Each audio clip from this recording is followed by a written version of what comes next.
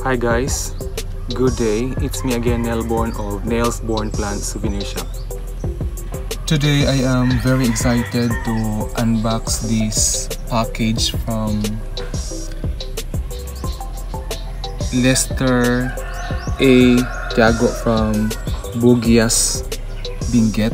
I ordered these plants through an online selling. So I am excited to unbox what's inside the box. But before I'll do the unboxing, please do like, leave a comment, share, subscribe, and hit notification bell for updates of my vlog. So let's start now the unboxing.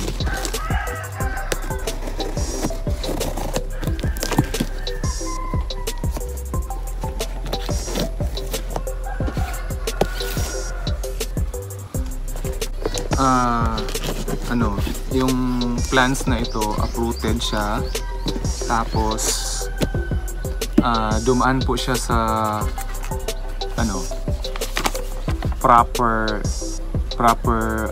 delivery and transport of plants.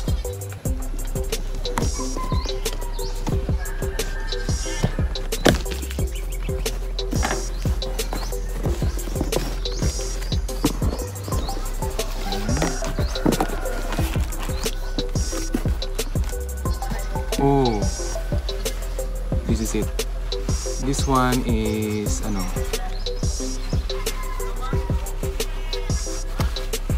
is a variegated flapjack.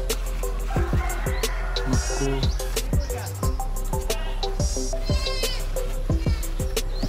is very nice, and I think the plant is well air dried. So ang gagawin ko sa mga ito ay parang nagje-jet lag sila, so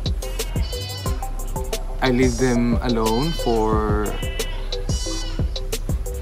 a day, tapos mamayang hapon isusok ko sila sa mixture. Later on you'll know the mixture na isusok ko sila. Next to that is this one. I think this is the cat's paw. Okay. Wow. Okay, this one. Yung ganito ko na mamatay, this is I think the fourth one. I think the fourth one sa akin. Sana mabubuhay na siya. And I think this one is at the right size.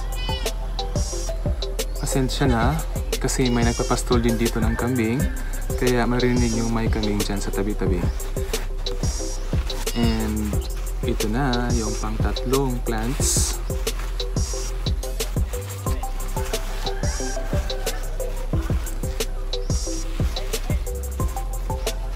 Ito.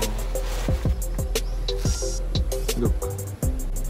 Yung isa nandun sa sa bahay namin ay mas malaki pa kaysa size na to, and is thriving very well in my care. Ang maganda lang dito sa kay Aliamor Tiago is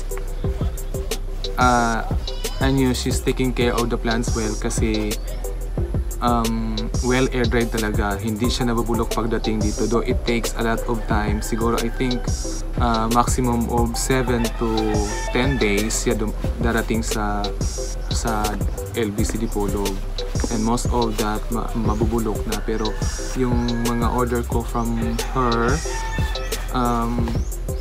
so far wala namang casualty from her, wala namang casualty sa mga order ko from her. Ito, another cat's paw. This is a bigger size than this one, so dalawa sila, and it's about to bloom. Ito dito.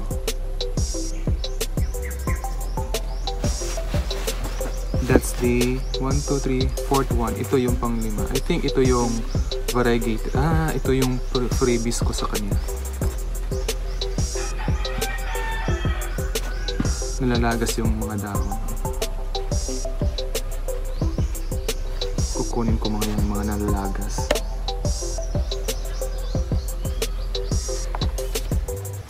Oh. Okay. Ito po yung mga freebies ko.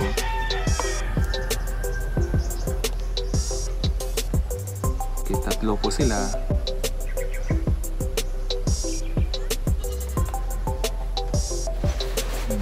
Sa kabila na naman tayo.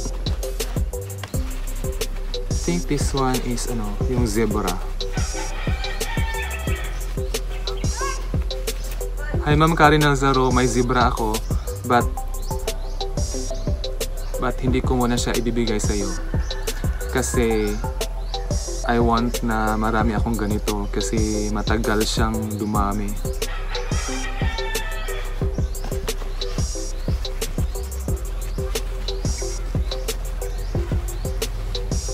Ito na yung variegated variegated jade. This is the second variegated jade na nabili ko kay Ali Mortiago. Yung isa nandun sa bahay, na. Pero kakaiba itong isa. Yung nabili ko sa kanya noon is I think more on white, more on white. Ito may parang pagka yellow siya, tapos may white. Parang tricolor siya, may green, may white at saka yellow. Look. May pa nga, mapula-pula sa edge ng dahon.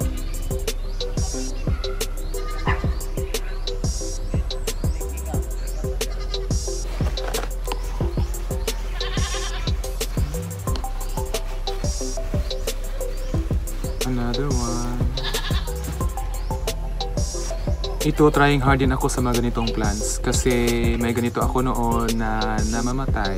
This is the second time around. Pero yung namamatay, hindi po yun galing kay Alimor. Ito, dalawa sila. Next. This is another, I think. Another zebra.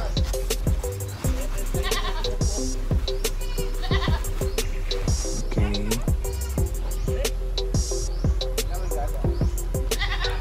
I'm sure mataas yung chance of growth dito kasi though well air dried siya pero hindi naman masyadong dried yung roots ng plants. Next, ito na yung pangatlong zebra ko.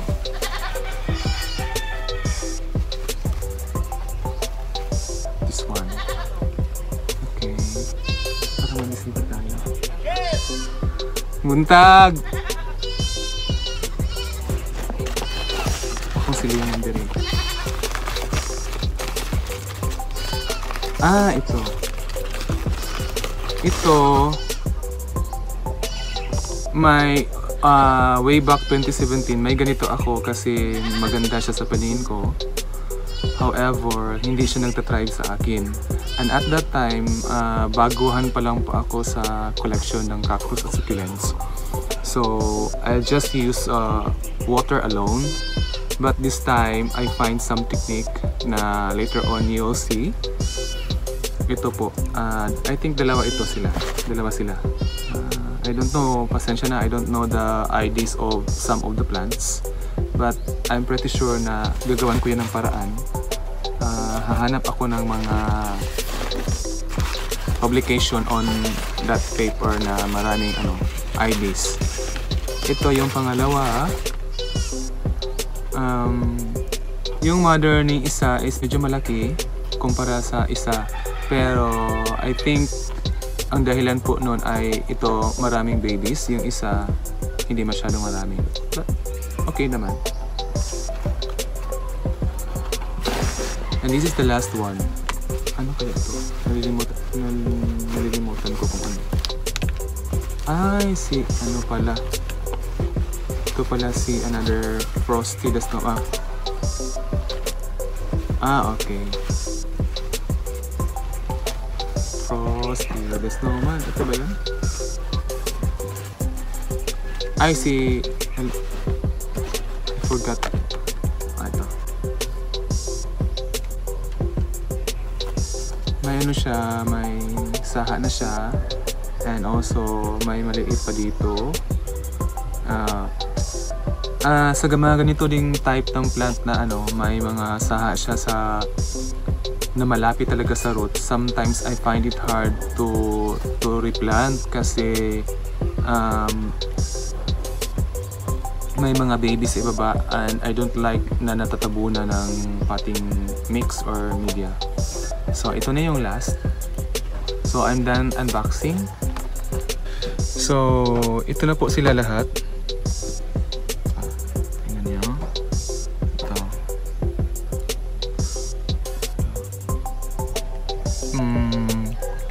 Iset aside ko muna sila.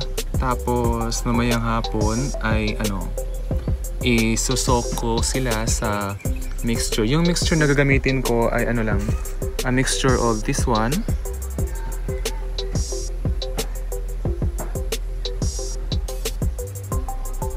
And I will show you later on.